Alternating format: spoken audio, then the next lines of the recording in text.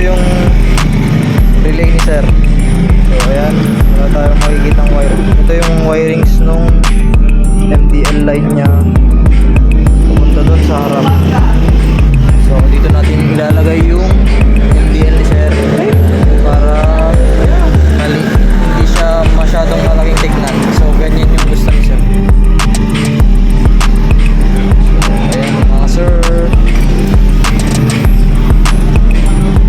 ito na yung kinalabasan ng wirings natin after an hour.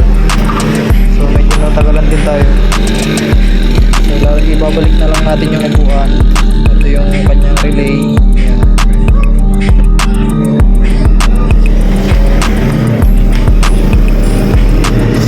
Ito yung sa negative, sa positive terminal. Ayan, nakalagay na. So yung switch nya, switch. So, hey sir.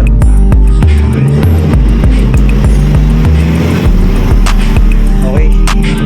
Light check na lang mamaya mga lord.